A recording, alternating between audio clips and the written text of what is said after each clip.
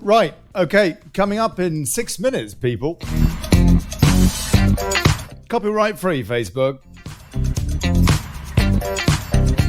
Hi. Yeah, okay, a little bit chaotic tonight. Running a wee bit late. So if you're watching an archive version, then I'm not late for you. And you might want to fast forward by 5-6 minutes. Otherwise, look, taking your calls tonight. Hey, Lisa, Kaz, Amanda, Chris, Veronica, Kelly. Look, now, I hope you're going to call in, yeah? Because I'm running solo tonight. No guest. My guest couldn't make it tonight. Something more important to do. So anyway, look, please give us a shout and let's have a chat. And I don't know, we can all have a rant together and it'll be lovely. And it's one of them shows. No idea. Okay. 6 minutes, people. Yeah, give or take. I don't know. Something like that.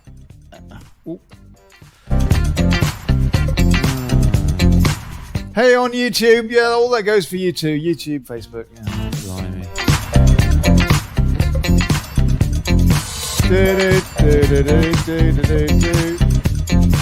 Yeah, look, so I've put a number on there on the screen. There's a number and you should be able to see that. Hopefully you can see that. 033 000 11364. That's UK national rate. It's actually a Skype number, but you can use any phone to call that. Oh, blimey, this is copyright free, evidently. Or you can call on Discord, which I suppose I should open, really. And that's gov.ly/rant. If you want to call on Discord, you can do that too. Or if you want to call me on Facebook, you can do that too if you're connected to me. Facebook.com/ollyconnelly to connect with me on Facebook.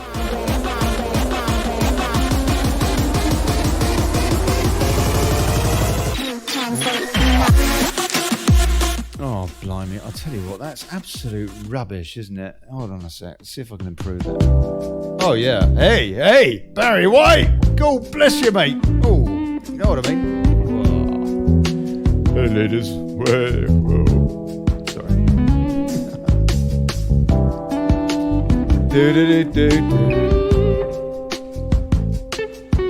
Yeah, go on. Do you think it's like this in number 10 with the maze?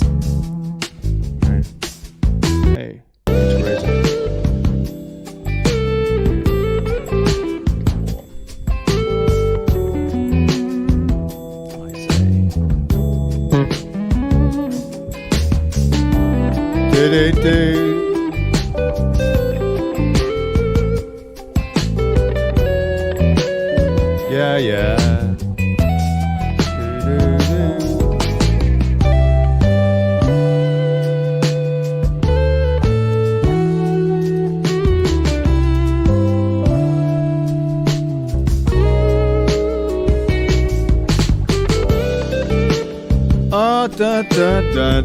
Blimey, this is absolutely dire. I'm going to have to get some more. I'm going to have to scour YouTube for better music. Oh, I don't know what that is. Oh, no worse though, really, was it? Yeah. I've got a deep voice, Sarah. Yeah, I know that. Right, okay. Oh, come on. Get on here. Oh, blimey, I don't know what's going on there. Let's just play the next thing.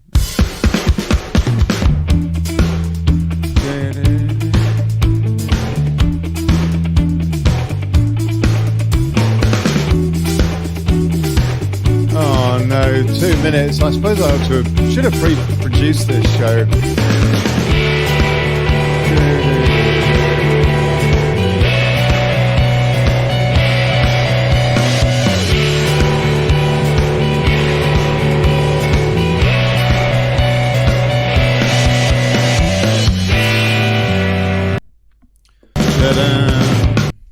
Oh, blimey. Oh, yeah.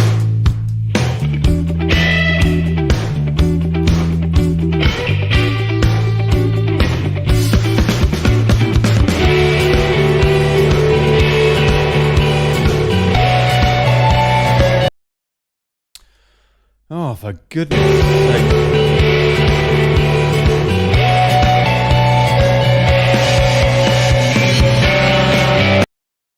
I'll just fill in the gap. Yeah, fill in the gap.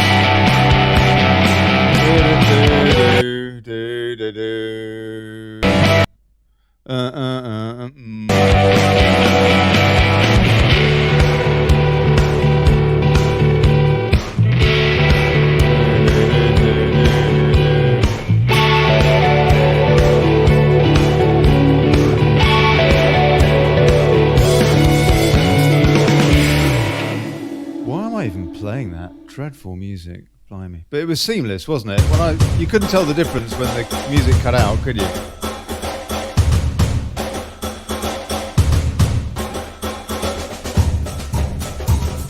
Oh yeah.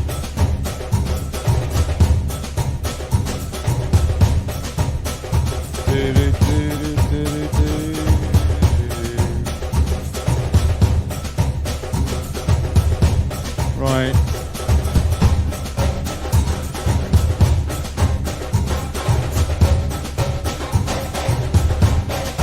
All right. Okay. Yeah, I know.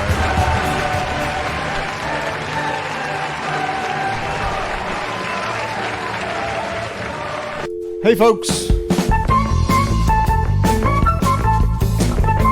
Good evening, good people. Welcome to the Daily Frustration. Yeah.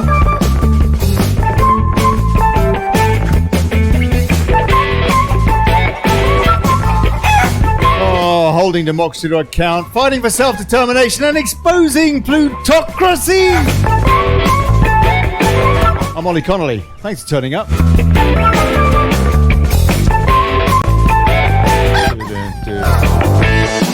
And now, got no idea. What do you reckon? What do you reckon? I don't know. You're welcome to call in, please, for goodness sake. Going solo here.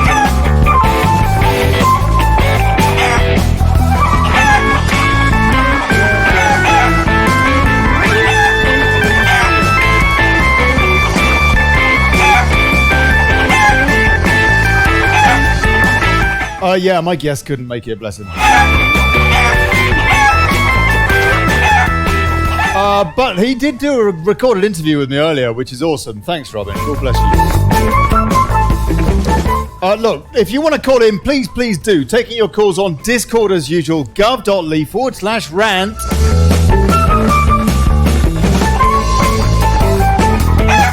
But also, yeah, you know what? I've got a Skype number, and you can call it from any phone, and it is UK national rate 033 000 11264.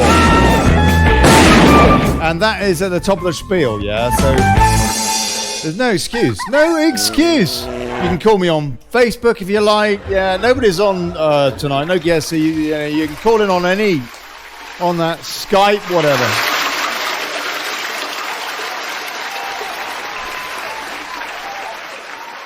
Yeah. This is a different kind of a show tonight. Slightly different because basically I haven't prepared it. Not that I do much preparation for the show anyway, but I do normally have a guest. But what I do have is a bit of a pre-recorded chat with Robin Horsley from the Bruges Group and the Great Brexit Debate. He's a top geezer, yeah. He's got some interesting stuff to say. He did earlier. So look, I'll play that. I'll tell you what though, I'll play that later actually. I'll go through some of the news today, a bit of a flavour of what's going on, and not a lot really. You know, we're just kind of peddling, thinging with water, yeah, until Tuesday by the looks of it. It's Tuesday, I think, the vote, no? And then if she doesn't get the withdrawal bill through on Tuesday, or maybe Monday, you never know. Or they might just cancel it. But it looks as though it'll be Tuesday. And if she doesn't get it through, then there'll be another vote on Wednesday, which is when we really find out just how much Parliament despises democracy when they get to go on in the direction of basically kicking Brexit in a touch entirely with no prospect of no deal. So anyway, we don't know anything. Everything's speculation in the meantime, really, frankly. But nonetheless, this is kind of a flavour of what's going on. Breitbart is saying EU elections last chance to end nationalist nightmare, according to that Verhofstadt bloke. And let me see if I can pull this up on the screen so you can see it as well. And there you go. And I think you should be able to see it on YouTube as well, because I'm just that organized these days. This year's EU election will be the last chance to kill populism. Pop, Latin for people, you know. I don't know what's wrong with populism, really. But anyway, Guy Verhofstadt has warned, calling for sovereignty-destroying reform, which would transfer national powers to Brussels. Guess what? In an interview with 5 influential establishment newspapers from across the continent on Tuesday, the veteran MEP and Brussels Brexit coordinator gave his backing to the vision of a federal EU superstate unveiled by Emmanuel Macron earlier this week. Didn't he sell it well? Oh, absolutely. Left the whole of Europe licking its lips, I'm sure. A centrist, pro-European reformist political force, oh my word, needs to take charge in Brussels following May's EU election, Verhofstadt said, stating that the French president's call for the revival of Europe must be one of the key points of reference for politicians aligned to this cause. The union envisioned by the French president, he said, is a Europe that can stand on its own 2 feet. As long as they got enough of your taxes rolling in or printing enough of your pension. In a world of great powers in which EU nations would not be able to protect their own interests and way of life by themselves, he said, asserting that, oh, you know what a lot of old cock. Right, so guess what? That's what he's on about.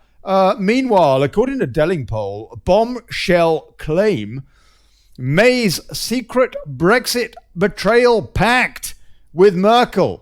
Well, I don't know about bombshell, but yeah. I mean, we already know that she negotiated checkers with Merkel or took her instructions from Merkel and went to see Merkel before that meeting at Chequers, before telling her own cabinet, the British cabinet, what she was planning to do. She went off and had a chat with the old German bird. British Prime Minister Theresa May has no intention of delivering meaningful Brexit. Her June 2018 withdrawal agreement was drafted secretly in collusion with German Chancellor Angela Merkel with a view to keeping as many European Union laws and institutions as possible. We believe you, James. Delling poll. May's and Merkel's ultimate game plan is for Britain to rejoin the EU in full sometime after the next general election. That's right. Especially if Labour did somehow, well, they won't now, will they? But had they managed to win that election, then they'd have had all those 16 and 17-year-old votes that they were planning to put into. Isn't that the deal, Keir? These are the allegations of an extraordinary memo currently being circulated feverishly on social media. Wow, I haven't seen this memo. Let's go and check out this memo. Let's go and have a look at this memo. Right, Alt News Media. The Bruges Group article they don't want you to read. Oh, no, when I spoke to Robin earlier, he didn't mention this. This is a copy of the blog post on the Bruges Group website, which has very quickly been taken down. I'm hosting it here, says Alt News Media, simply for visibility. I make no claims about its accuracy. This is to a guy called John Petley, is it? And from... don't know, there's no names on here. Okay, hold on a sec. Before I read that, let's see a bit more what James says. See if he can qualify whether or not it's worth reading this. To me, it smacks of a conspiracy theory to rank with those stories about the clandestine establishment plot to murder Princess Diana. Oh, so he doesn't trust it. But the fact that people seem ready to believe it speaks volumes about the state of distrust between May's Remainer political establishment. Well, I believe it. I believe it. I don't know. Maybe not that particular story is true. Maybe it's disinfo, but come on, it's pretty clear. They elected her a moron for leader of the Tory party. All she was ever briefed to do was to keep us in that bloody fascist club. Anyway, so that, I don't know, he's gone off on a bit of a tangent. There's old James. He's pointing us in some direction and then he reckons he doesn't believe in it. Well, you know what? I do. Not necessarily that particular story, but we know damn well she colluded with Merkel before Chequers. Anyway, no deal Brexit could hit Ireland 10 times harder than UK report finds, says Westminster. And it's an interesting report. Fascinating, they say, by the German economic group IFO Institute, painting an interesting picture of what a hard but smart no-deal Brexit could look like. Unlike many in British politics who have bought into a few doomy Armageddon forecasts, they have ran through several scenarios. This is clearly Westminster that's writing this, by the way, not the Independent newspaper. IFO set out how, under the hard but smart strategy, customs duties on all trading partners and extensive controls against the EU and the existing FTA partners are waived. As they argue, British consumption wouldn't be burdened by no deal because no new barriers would arise. On the contrary, lowering tariffs to zero against other members of the WTO means that consumer prices are even falling. And actually, Robin did touch on that earlier. And there's no question. Oh, I think we should discuss this story, actually. And there is no question that they are absolutely scared. Whatever they say, if we were to leave, I mean, if we had, Brexiteers in charge, patriots, people that believed in sovereignty, stuff like that. If we had British patriots in charge, negotiating, and we were looking to leave on a no deal, genuinely, then they would be scared beyond everything in the EU, because they know damn well that, of course, we could do that. We're at the moment, tariffs are very high within the EU, prices are very high. We could drop our tariffs, and guess what? We would be taking in more trade, and the EU would lose out. I'm sure is where they're going with this. IFO, this German thing, set out how under the hard but smart strategy, customs duties on all trading partners and extensive controls against the EU and existing FTA partners are waived. Free trade agreement partners as a free trade area. As they argue, British consumption wouldn't be burdened by no deal. I've already read that, haven't I? Because no new barriers would arise. On the contrary, lowering tariffs to zero against other members of the WTO means that consumer prices are even falling. I read it twice because it's so important. They argue that such an outcome would mean there is no significant statistical difference between the effects in the UK and in the EU, with large unilateral tariff cuts meaning broadly equal dips between the UK at about 0.5% and Germany about just about the same, and France about the same. That compares to the Republic of Ireland, who would be hit 10 times harder at, they reckon, -5.5%.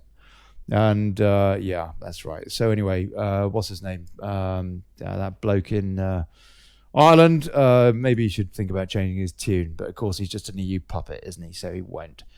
Okay, I don't know. Let's take a few comments, see what you think so far. I don't know, blimey. Oh, hockey cocky Brexit, says Ewan Scott. 1 foot in, hokey cokey Brexit. 1 foot in and 1 foot out of the EU is about right, isn't it? And BBC replied to my cancellation as the legal occupier. Warren Whiteley having a chat there with somebody else, I think, in there. Kazimac, if you look in the shops, very little from the EU. Lisa Hughes, topic for today, the censorship of free speech on social media. It is something that affects us all and should not be tolerated. So why are we not going ape about this? Yeah, absolutely. And I understand somebody else in here in the comments has said that Tommy Robinson's YouTube channel has been reinstated. Well, I say. Look, come on, folks. Give us a bell, yeah? Give us a bell. Let's have a chat. Craig Workman, why was a Remainer allowed to be the PM?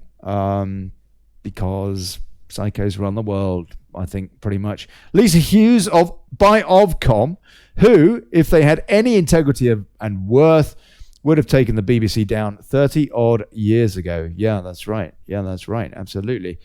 And Warren Whiteley says, why are we not talking about WTO and use Article 24? Yeah, absolutely. Well, they don't want it, do they? They are setting us up. Elsewhere in the papers today, your bombs, explosive devices, 3 of them in London or whatever. I think they found another 1 or 2 in Manchester, didn't they, last night? Oh, Scotland somewhere. There was 1. Maybe that was a false alarm. I don't know. Definitely 3 in London confirmed. No surprise, is it? Nobody mentions Schengen, do they? Nobody mentions Schengen. when they discussed that in the press. Apparently, the Prince of Wales is celebrating his golden anniversary as the bloke that hung out with Jimmy Savile and never told us anything about it. Daily Mirror, new IRA terror attack on Britain. So this is their take on it, huh? I didn't see this. 3 explosive devices found with love from Ireland stamps on jiffy bags. And, maybe they were sent from Ireland. They reckon, Northern Ireland, they reckon, didn't they? 3 firebombs sent to London yesterday have sparked fears of a fresh Republican terror campaign on mainland Britain. So basically they've got no substance to that story whatsoever. But they were apparently sent from Northern Ireland. That bird in the middle there, what's her name? One of the, Jenner? Yeah, Kylie Jenner or something, is now the youngest billionaire ever or something. And that just about sums it up, doesn't it? That's 2019.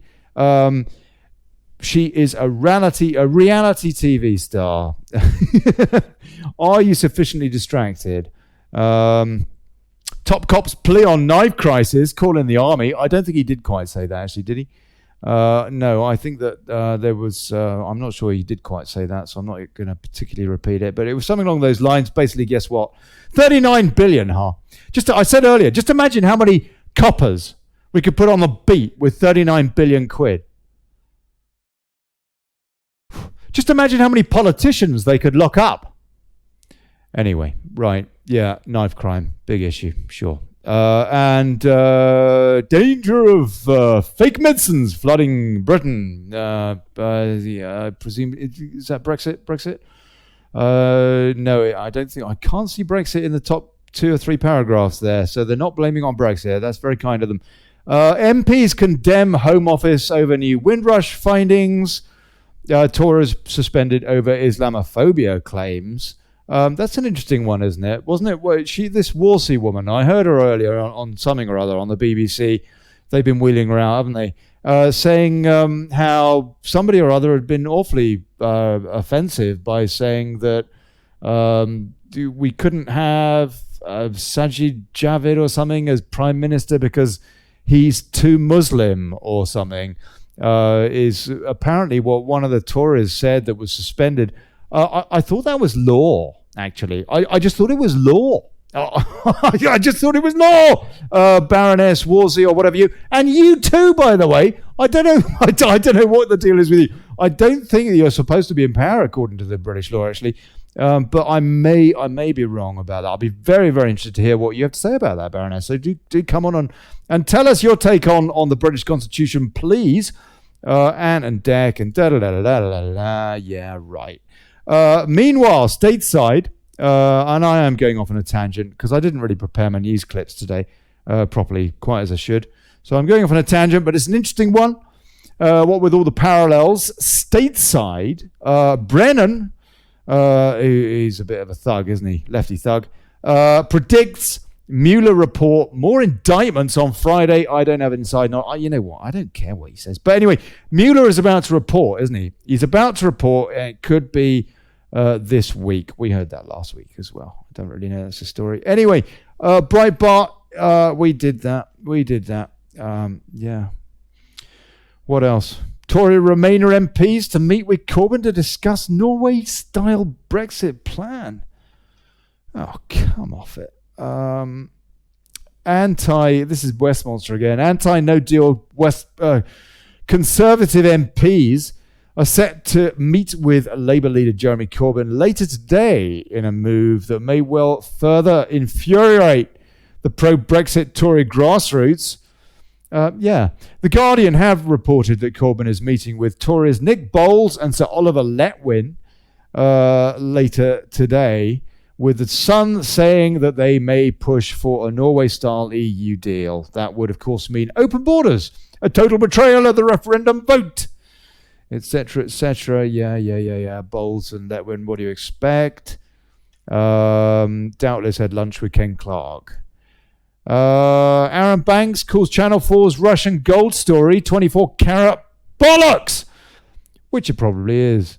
See what old HuffPost is running on. Knife crime. Yeah, knife crime. Guess what? I bet they... I would placed a sizable amount of money that HuffPost do not mention Schengen in that story. UK faces recession with no deal Brexit, warns OECD, according to Europhilic Financial Times. Of course we do. Of course we do. Armageddon, mate. Tory graph. Oh, I'll tell you what. Why didn't you call in? Yeah, what you lot have got to say is a lot more interesting than this. A lot of old cock. I mean, anyway. Asa Bennett says Theresa May will soon have to decide if she is serious that no deal is better than a bad deal. She's already decided, Asa. I'm sorry, she's already decided. She decided before ever she was Prime Minister. And a third of British billionaires have moved to a tax haven. Are they going to blame that on Brexit too? Or I don't know. Michael Jackson. I can think of more concerning paedophiles that are alive that we should be worried about, actually. The whole Jacko thing. And I don't know why it took them 20 years to start talking about it, or 30 years even. I was a hack. I was a showbiz hack for a while. And it was pretty damn clear what the guy was, frankly, off the back of the Geordie Chandler all those years ago. But of course, you know what? It wasn't. They didn't really need the distraction at that time, did they? More than 1,000. Oh, hold on a sec. Is this the London Standard, the Evening Standard, Osborne's rag? Oh, I won't bother with that then. The Express, Brexit shock. Theresa May has offered EU the crown jewels of national security. Oh yeah, okay. Let's see if they actually mention anything useful here. Former Ministry of Defence Professor Gwithian Prinz warned Theresa May's government has made a fatal concession to the EU, offering the Brussels bloc the crown jewels of the UK national security. Well, you know, I would have thought that would be handing them a veto, saying, you tell us when it's okay for you to stop profiting from our country. When you're happy with that, when you've decided you've made enough money off us, just let us know. I would have thought that was the number one kind of security breach. But anyway, he said the people voted on the 23rd of June 2016 to leave the EU. They didn't vote, as we all know, for a negotiation of this order. They voted to leave.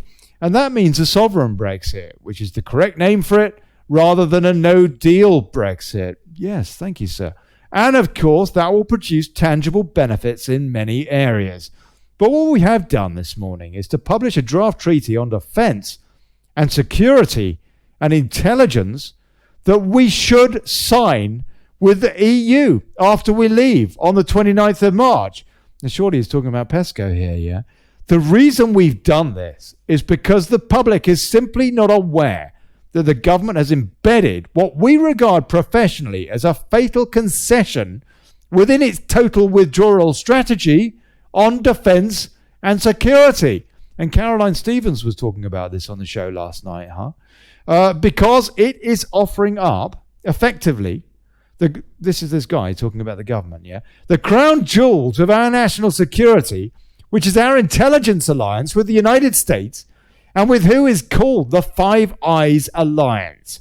That is with the Anglosphere countries, Australia, Canada, New Zealand, United States, and us, who do the primary analysis on intelligence, which keeps the West safe. Despite Macron and all that lot. It comes as the European Union has threatened to cut Britain out of the Galileo satellite program, despite a $1 billion financial contribution to the project. To date, the UK has committed 1.2... Oh, he's not talking now. This is them explaining the Express. To date, the UK has committed 1.26 billion quid to Galileo and has been closely involved in the development. In the development since its launch in 2003. Okay. More of the same, really. More of the same. You know, I can't believe that they are going to... ow! Oh, blimey. Oh, you don't want to... Be careful crossing your legs when you're wearing tight jeans, yeah? And by the way, that's why men mansplain on the tube, yeah? So don't give them a hard time. They got something. You know what? Anyway, okay, yeah. Oh, blimey, nearly did myself an injury then. Right, let's have a listen to see what Robin Horsley had to say earlier, whilst I try and recover my dignity. Recording. Yeah. And recording. Yeah, recording. Okay, Robin, thank you. Robin, thank you. What is your estimation of where we are now? What is your estimation of where we are now, sir? Well, I think Geoffrey Cox is still in Brussels trying to. Hold on. We've got an echo here. Is still in Brussels trying to come up with a sort of form of words that he thinks. Hold on a sec. Why have we got an echo? Confidently. For goodness sake! Hold on. Let me try and sort this out. Those people or those members of Parliament who currently don't want to vote for the withdrawal. Oh, for goodness sake. What is your estimation of where we are now? I understand that you're this is weird. hearing... Well, what are you... That's odd. I don't know why I've got an echo there, but I have. So let me try and sort that out, because otherwise it's going to be a nightmare. Amanda is asking me, have I blocked her from my Facebook page? Because we can't see it anymore. Only the Daily Brexit one. No, I haven't blocked you, darling. I haven't blocked you. So anyway, I only block people who are really rude on the show. Ow! Oh, hold on. Oh no, okay. It's Daily Chaos today. Yeah, it's Daily Chaos. Just for a change. Why not? Hey, you've called into the Daily Brexit. Who are you? Hello. Get it sorted out, Ollie. Come on. Who's that? Benny. Benny. Hello, Benny. How are you? All right, mate. Good. Hang on. What can I? Buddy. All right. Good. Yeah. Excellent. You're on the show, sir. What would you like to say? I'd like to say that Sajid Javid has no legal right to become Prime Minister at all. That is in the Constitution and also Blackstone's. But we have, like these MPs that defected, the MPs that defected have no legal right to carry on taking our money either. They should have asked the constituents if they still want them to represent them. That's the law. According to the law, does Sajid Javid, or whatever his name is, does he actually, is he even allowed to be an MP? No, he isn't. This is something that people don't discuss, is it? But it is actually, as I understand it, enshrined in our constitution. That what I think the constitution calls denizens. No. Yes. Also, the king said, "If ye be not of royal blood, you shall not rule my kingdom." That's right. Yes, this is all, as I understand it.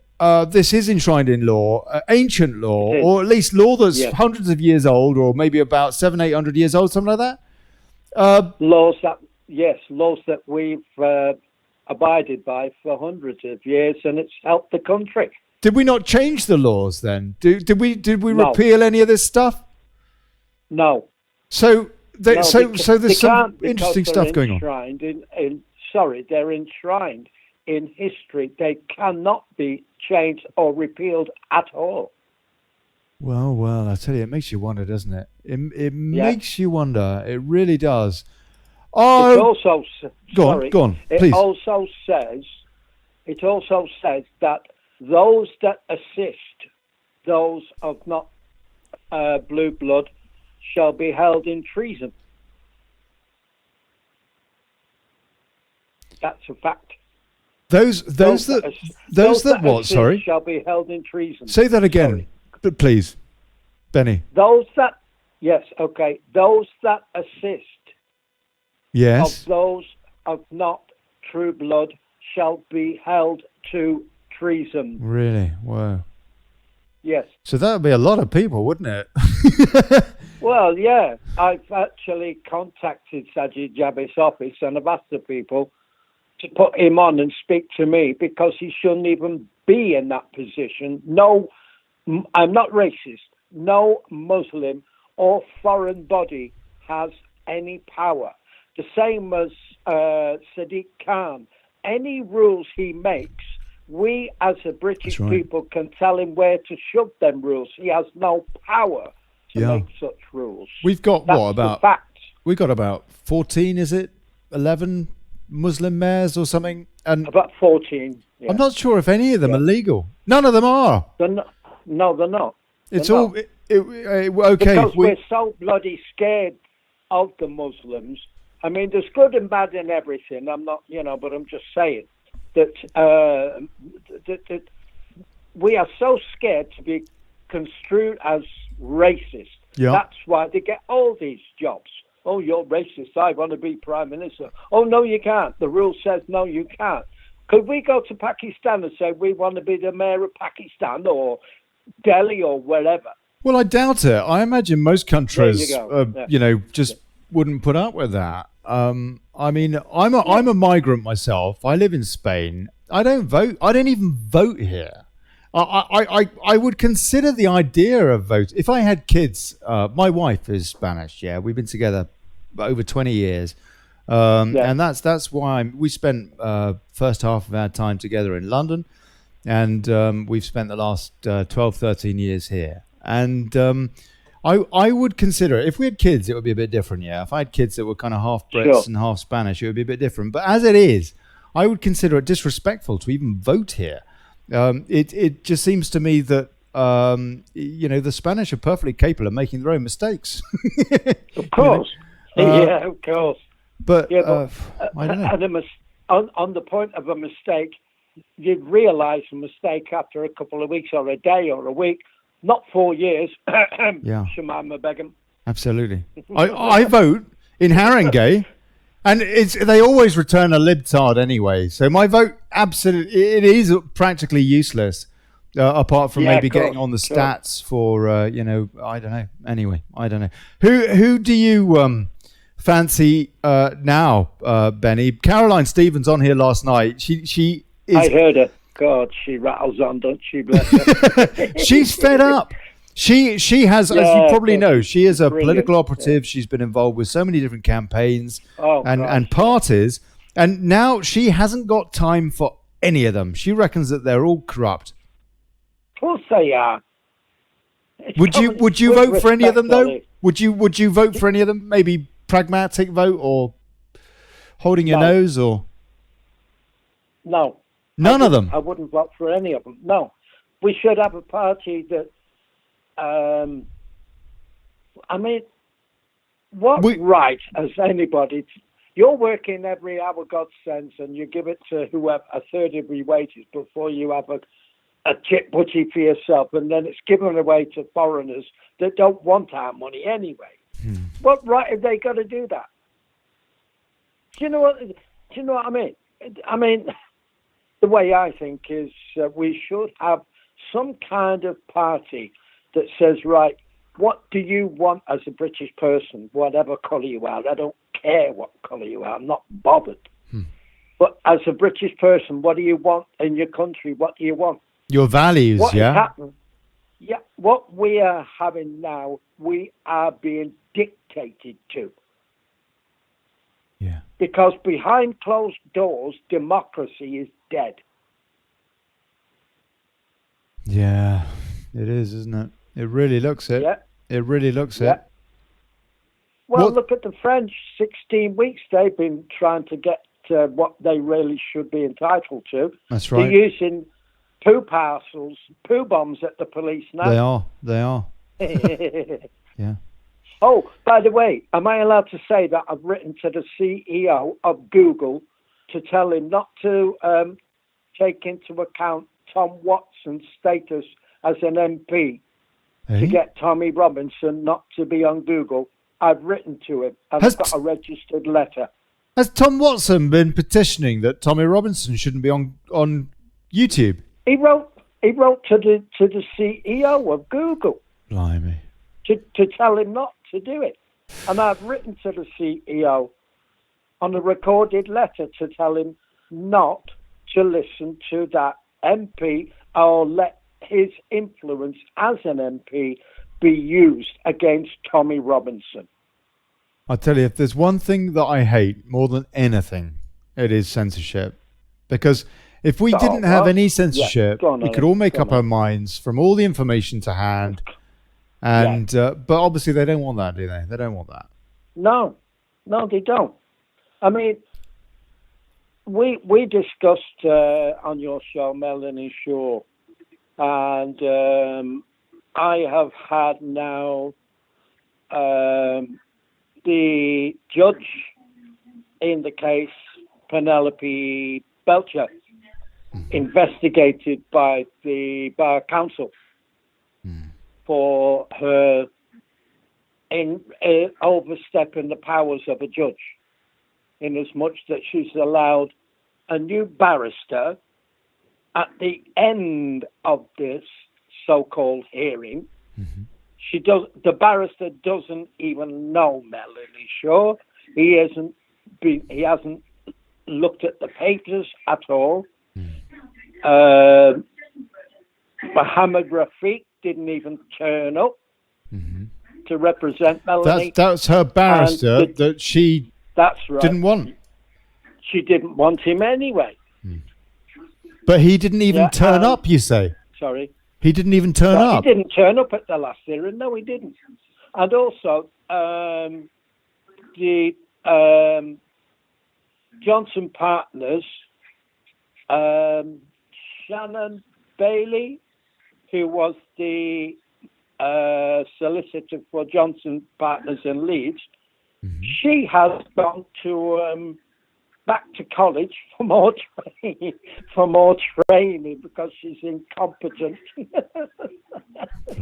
Honest, yeah. It's incredible. But I think I'm going off the main subject of the evening. No. I appreciate that. So Mel Shaw's position is the same. Yeah, it is the same at the moment. But the judge has got one chance now on the next hearing, because the judge cannot use Section 4748, the Mental Health Act 1991, at all. She cannot do it. And that is the law, because a certain person that works in Rampton told me that the judge cannot do it. The only people that put Melanie Shaw in Rampton Hospital is the prison staff. The prison staff at the Stile put Melanie Shaw there. And it's a bit better for Melanie Shaw because it's a hospital. All right, it's got a bad character and so on and so forth, for God's sake. But she will be looked after there. But the judge this time has one option. She can't, because of the Mental Health Act, she cannot she cannot sentence Melanie Shaw to any term of incarceration at all. She can't. Because any evidence used against Melanie Shaw is null and void, because under the Mental Health Act, she can't defend herself, because mental health cannot be construed as reliable evidence. So she's got one option: free Melanie Shaw. That is the facts of the case, my friend. But it sounds as though that's not going to happen.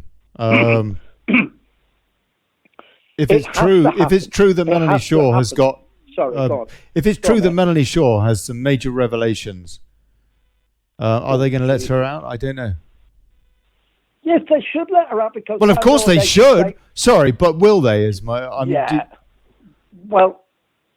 I'm pushing for her release again. Yes, on the Mental Health Act. Yes, because she's not an idiot. She's not mental. She's got a few problems, but they were induced into her by the noxious substances administered to her at the word of the governor of the Stile prison, who's now been ordered to step down. Because of that, then she's being investigated for what happened. So she'll be probably found with 20 bullet wounds in her head, and it was suicide. You know what I mean? Benny, that's William. Yes. That's William, no? Yeah. Good. I just worked out who you are. Sorry. Should I not have said that? Did I make a mistake there? No.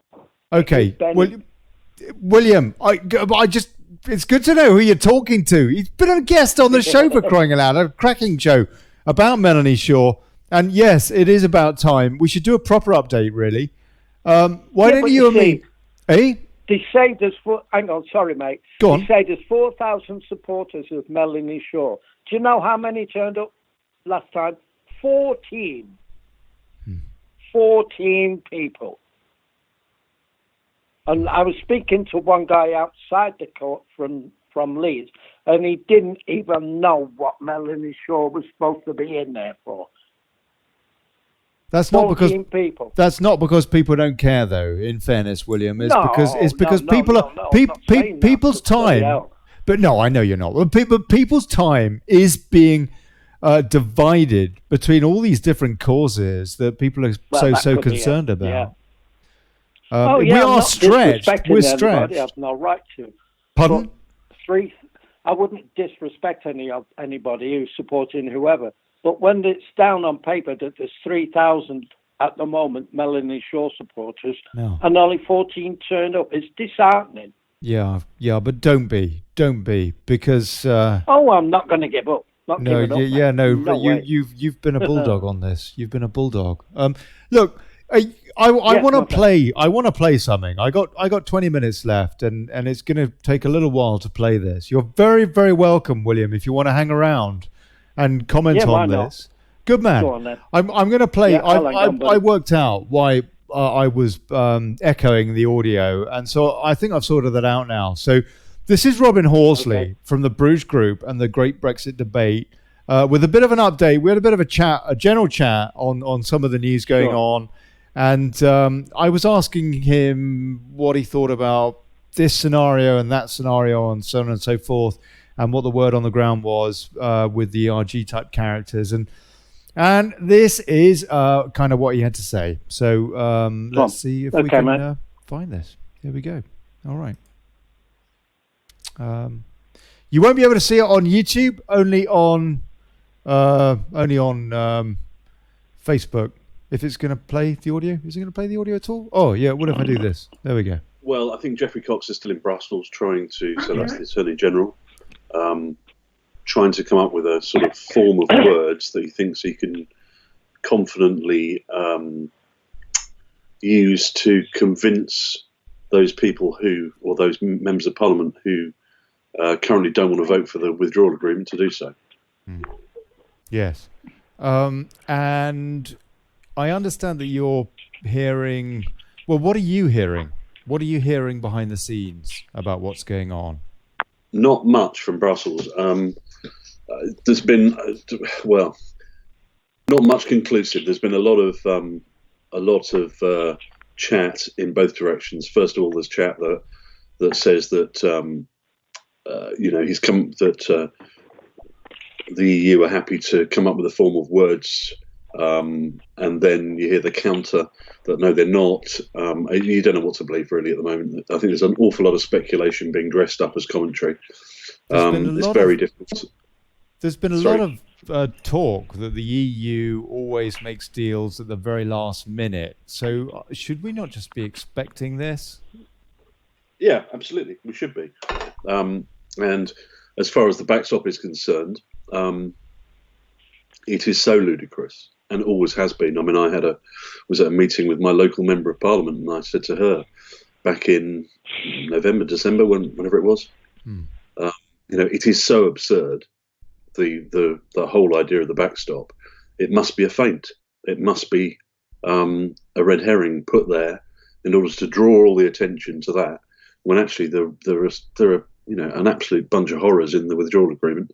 If you looked at The Spectator did an article back in sort of December time on the withdrawal agreement, and they came up with 40 howling nightmares.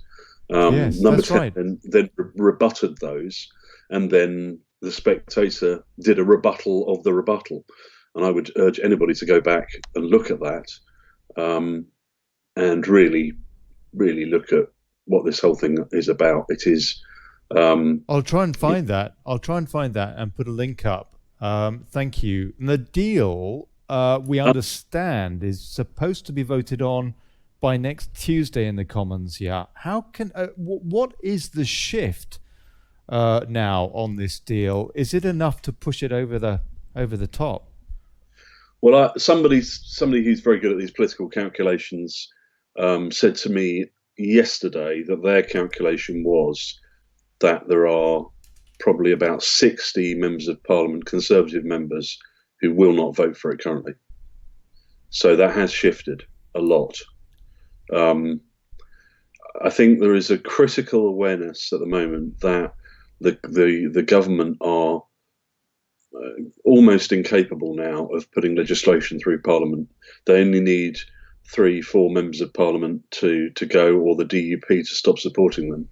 And effectively, they're not really a government anymore because they can't pass any legislation, so they can't govern. It's incredible. And that causes a huge problem. There's also the added problem. If you have a look on either on the Bruges Group or on the Great Brexit Debate, you'll see that I've posted a piece today with Owen Paterson. We did a Bruges Group meeting last Wednesday, and Owen Paterson, who was previously Northern Ireland Secretary and Environment Secretary, long time before Michael Gove, who's the current Environment Secretary. But he was speaking. It was one of the most sort of powerful speeches I think we've had at the Bruges Group in the last few months. He is a good speaker on Brexit. He's very good. He's actually, in his personal bearing, he's very sort of prime ministerial, actually, I'd say. Yeah.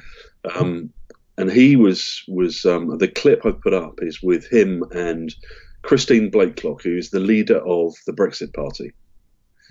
And she was posing the question to him. She said, look, there are constituencies such as Yvette Cooper. I think it was 67% people in Yvette Cooper's constituency voted to leave, yet she's a Remainer. Similarly, there is the same thing in Conservative members of Parliament, some quite prominent Conservative members of Parliament who are in very strong Leave constituencies, yet they're supporting Remain. Why on earth are they doing this? This is electoral suicide. They might as well just resign their seats now, because they're never ever going to win their seats at the next election. Yes.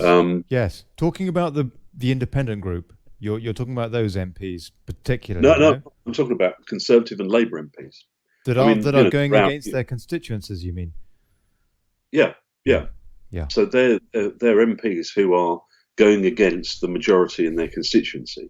And I think what has occurred is that there's been a very active campaign in those constituencies, essentially run active campaign in those constituencies to lobby the members of Parliament via email, via constituency meetings, via letters in local newspapers, all of the different information flows that a member of Parliament would get about their constituency, about sentiment in their constituency.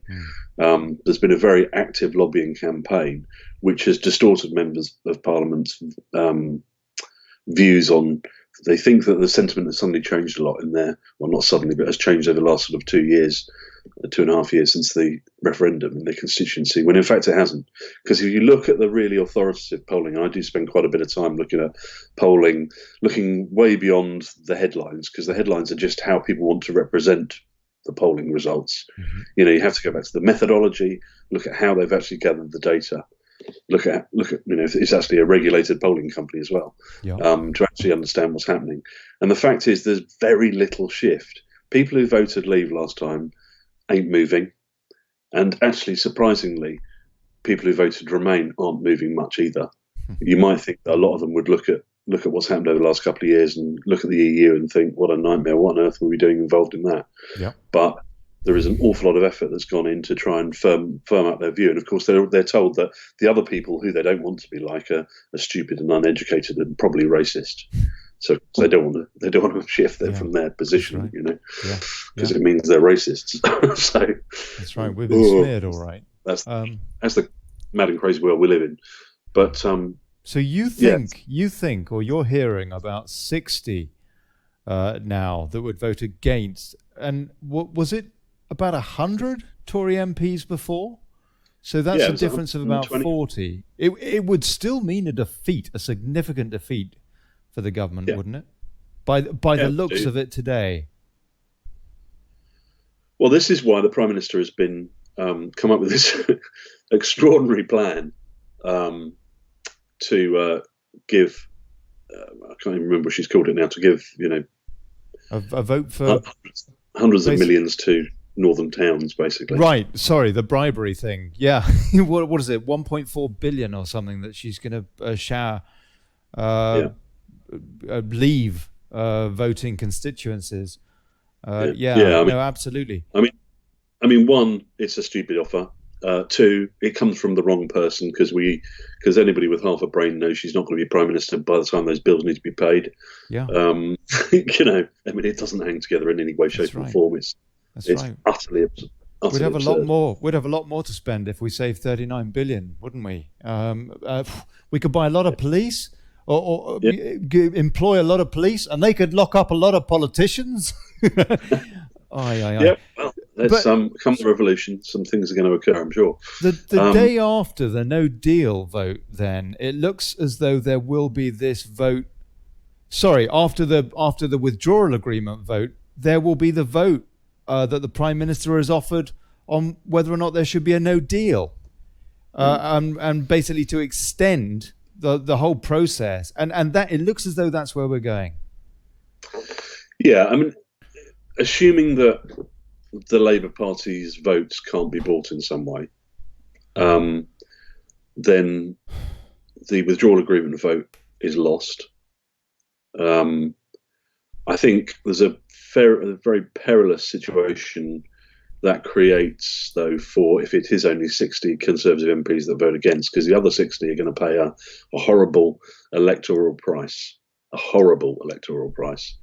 I would think so. You would think so. This will not be forgotten. Yeah. Absolutely. Even if we do leave on March the 29th and we're all happy, they'll still be remembered. If we don't, they'll be remembered. They'll be remembered forever. So they've got no chance of staying in Parliament if they vote against now. If they vote for the withdrawal agreement now. There may be some members of Parliament or some people who are deluded enough to think the withdrawal agreement is a withdrawal agreement. It's not. It's a Remain agreement. It's Brino, but it's worse than Brino really, because it's a pathway to us staying or to us returning to the complete clutches of the EU. Well said. Westmonsters and others are reporting Mark Carney's comments. No Deal only half as bad as we said 3 months ago. Just very briefly, the Bank of England's Governor Mark Carney is already saying that a no-deal Brexit would be much less worse than had previously been predicted by him. And he's using language like, if you took the scenarios that we had for a no-deal and you referenced the disruptive and the disorderly, and it depends what your counterfactual is. Never mind. But the bottom line is he's changing his tune a bit. But I understand that you have a bit of word on the kind of preparations that are being put in place that maybe would give people like Mark Carney more, a bit of solace. I don't know if he needs it. Yeah. Let's just address the Mark Carney thing. Mm-hmm. So Mark Carney's original scenarios, the Bank of England came up with a bunch of different scenarios, and the worst case scenarios, if everything went wrong, and everything was just utterly terrible. If there was feast and famine, the worst case scenario, the numbers worked out to about an 8% drop in GDP. That's what he said. And frankly, any economist with a brain just laughed at that. I mean, that's worse than the 1930s. It's the sort of thing, as one of the economists I spoke to put it, he said, it's the sort of thing you would expect as a result of mass starvation. 8%. It's just utterly ridiculous, utterly ridiculous. Yeah. Yeah. And there's a guy called Andrew Lillico, who's an economist who we had at the Bruges Group, who put it in exactly those terms. You'll find lots of clips on the Bruges Group's YouTube channel if you want to link to that. It's there's some brilliant pieces on that. Now, what Mark Carney has done today in the Times, or was it last night in the Times, has modified his position now. And he says, "Oh no, we made a mistake. Actually, it's going to be sort of 3 or 4%. Is the worst case possible scenario." So, I mean, which just shows what a complete load of nonsense all the stuff that he's putting out of the Bank of England is. If it can, halve into percentage terms, but in terms of actual impact terms, it becomes negligible by comparison. Because that's the worst possible case scenario. It's not what's remotely likely to happen. I think it just kind of shows the lack of credibility that his whole scenarios have got, frankly. What did he base that on, that 8%? Did he say? This is the thing. You have to go back and look all the way through the methodology, as you always did have to. You remember when the Treasury came out with all these forecasts back in 2016? When you actually went back and sort of looked under the bonnet at what they'd actually done, the assumptions they'd made. I mean, they are. If all the stupid decisions were made, I'm sure if you were as stupid as that, well, you could just, send a Trident missile at America. That would certainly sort our GDP out. I'm sure we'd have a lot more than 8% loss if we fired a Trident missile at New York, But it's pretty much like that. Do you know what I mean? It's like if utterly stupid decisions were made. What if you look at the news flow, I think though today is there's some interesting things out there that are more indicative of what's really going on. Go on. There was a piece, Sky News broke a piece earlier today. Was it? No, I think again it was last night, talking about zero tariffs on 90% of goods. Right. Now, that would be something I think will have been put out. It's actually aimed at the EU rather than at the domestic audience. It would appear to be aimed at that story. Because what it's designed to do is designed to make the EU think, oh, if they put zero tariffs on most stuff coming into the UK, who on earth is going to buy stuff from the EU? Because they know all their stuff is expensive. That's why they have high tariffs. That's why they impose a high tariff wall around the European Union and therefore us, so that we don't go out and buy from global markets. If they weren't terrified of competition on agricultural products, for example, food products, clothing products, if they weren't terrified of that, they wouldn't have a tariff wall, would they? If they didn't know that they were uncompetitive, they wouldn't have it. Yeah. So that was, I think, a story put out on Sky, which was, ultimately the source of the Sky would be the government. The government, therefore, would have been putting that out as much to inform the EU. Look, if you don't want to play ball, you don't want to play ball, but it's going to cost you. So I think there's some of that going on. But what's more interesting, I found, is that I do maintain contacts with quite a number of civil servants in different departments, and I have to be very careful about what I say. But there are, I can give you one example. There are very extensive plans in place, and they now go well beyond plans. So, for example, in one of the major departments that will be affected by leaving on March 29th, they're not just planning for a call centre to deal with all the inquiries. They've set one up. So a big call centre to deal with inquiries. And I can't tell you which department it was because it may be possible to figure out who's, there's a little bit of whistleblowing going on here for it, really. Can't tell you which department it is, but... the department of taking calls from an angry public calling for their local MP to be sacked? No, a department that's dealing with one particular part of industry of Brexit, of no deal, preparing for no deal. March the 29th will therefore be flooded with people asking advice on how to deal with the implications of it. Yes. And rather than just planning for setting up a call centre, they've actually set it up. Wow. So very, very extensive, way beyond contingency planning. I've not read that anywhere, so thanks for that tip. Thank you. Yeah. Thank you, Robin. And also, if you look at other things, for example, all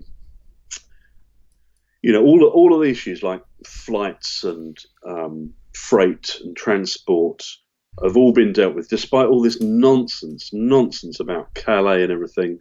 It's all in place. Despite all the stuff that we're being told about big business, they're prepared. I was working in IT and during the Y2K issue. Do you remember the year 2000? And I ran an IT company at the time. Right. And the Project Fear sounds a bit like that, actually, Y2K. Yeah. I think what's happening is that any serious sized company that either imports or exports, that's a major part of their business, or that they have a supply chain that extends to or from mainland EU. They would the CEO of those companies, or CEOs of those companies, would have been negligent had they not put in place contingency planning a year, 18 months ago. That's the reality. Big businesses don't take silly risks like that. No, that's right. By not planning like that. Despite only our government. Well, no, you're saying that is not the case, though, that the civil service are beginning to turn it around. They took their time. Yeah. Sadly, we've been given a very false impression. I mean, look, this is not, it's not that they've taken their time, actually. Okay. It's been going on for a long time. And so why haven't they been more upfront about that? Because that is a trump card in the negotiations. Yeah. Well, I think people may speculate that if we gave the EU the impression that we're not that well prepared, then maybe they wouldn't have been that well prepared. So therefore, but it's why them would we panicking and prepared to compromise at the final point rather than us. Do you see? Yeah. But I mean, Struth, we're all adults here, aren't we? I mean, we would want one of our leading trading partners to be prepared. And no, that's not how the EU operate. The EU operate as a protectionist bloc. Yeah.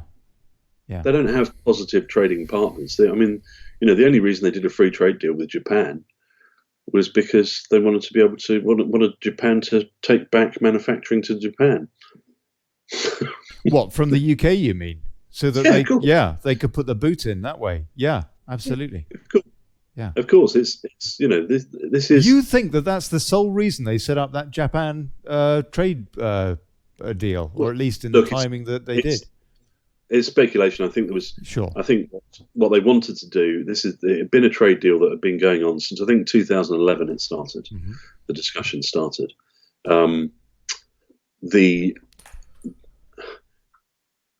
Whether you can track these things back directly, we don't know. But certainly, that trade deal sort of had been going on for a long time without a vast amount of progress, and was quite suddenly assembled. I think when somebody added it together and realised that they could do that deal, they could pull out of it at any time if they wanted to, even after it's been in place. But the downside was going to be for UK car manufacturing if UK car manufacturers. Japanese manufacturers manufacturing in the UK couldn't get their products into the EU. And frankly, that made things much easier for the Japanese because they got a falling demand for a lot of the stuff they've been producing in the UK. All the diesel models, for example, diesel prices have gone through the floor in the second-hand market because the new market people aren't buying them. Does that make sense? So it's speculation, but I think it's reasonable speculation given the circumstance. Yeah, do you believe in coincidence? There is a simple narrative that says the government is incompetent. There is a slightly more sophisticated narrative that says the government, to a certain extent, wants to manage expectations and manage how it is seen, even to its own detriment in many cases. Mm-hmm. Are prepared to actually make themselves. You're talking about an honourable thing. Yeah, there is even some of that going on, even with politicians. Believe it or not, I know nobody will, but I'll say it anyway. I tell you, Robin, my word, it's truth. It's very hard to believe that Theresa May contains honour with the way that she's undergone this whole thing. And I guess the main reason for that I say that is because she sat back and said, no, it's fine. We don't need parallel trade talks, parallel talks, which threw open the Northern Ireland problem. Yeah, well, this is the problem. I think, we have a difficult situation because we have what we call the Larry the Cat problem. I think we've talked about this before, haven't we, Ollie? Not even Larry the Cat, who's the number 10 Downing Street cat, the mouse, actually knows what the true motives of the Prime Minister are. Yeah. But unless she redeems herself in the next, what are we talking about? What are we on? 23 days now. Yeah, 23 days. Then hers is a name that she'll live on in infamy. Oh, yeah. Robin, thank you very, very much. I know you can't make it tonight. Can you tell us what you're doing? What hijinks are you planning tonight?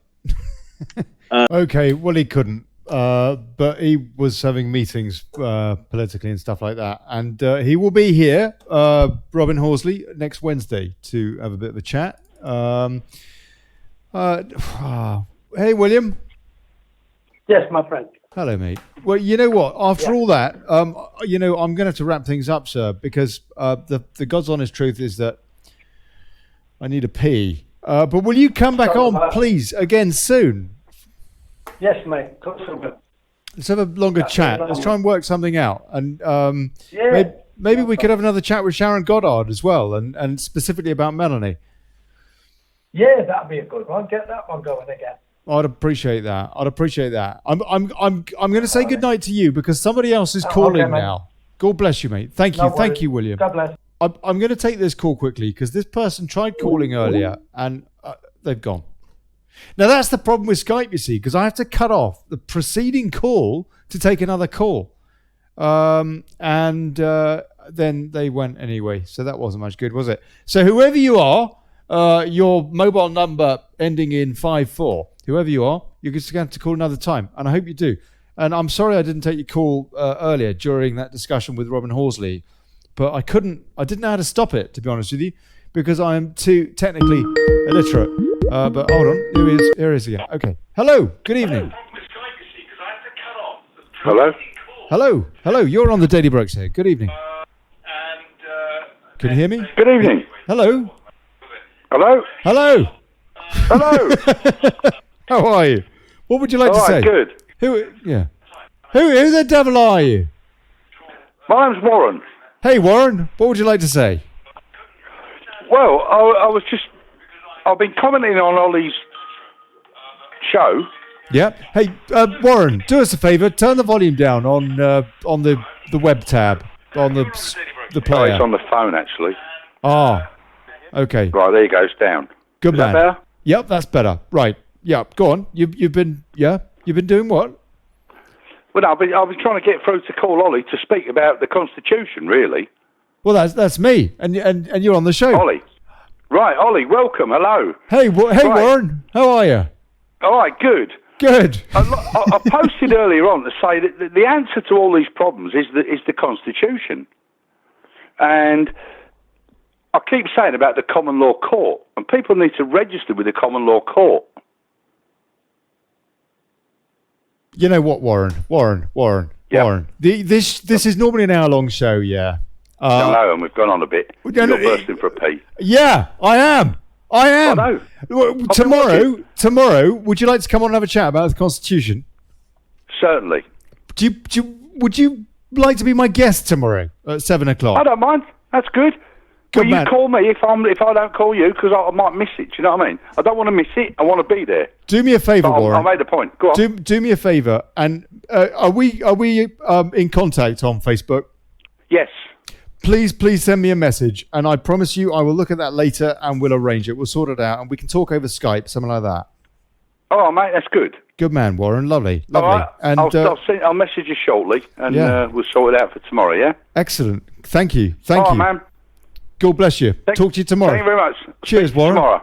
Okay. Oh. Cheers, mate. Bye-bye. Oh, man, I tell you what, I so need a break. Yeah. This has been the Daily Brexit with me, Olly Connelly. Oh. Yeah, oh, blimey. You know, that was amazing. We had two calls tonight. Two people called in tonight. Way! It's like the old days. And that's great, isn't it? I tell you, neither of them on Discord. Tellingly, neither of them on Discord. So I'll keep that number in use. And tomorrow, more calls, yeah? Warren is my guest tomorrow. Warren, bless him. And if you want to call in and join us, get a few views, cool. And I'm going to cut this outro because I'll tell you what, I'm going to take a peek. So, God bless you. Yeah, that's it. I'll see you tomorrow at 7 o'clock. Here's to us and bugger plutocracy. Alrighty.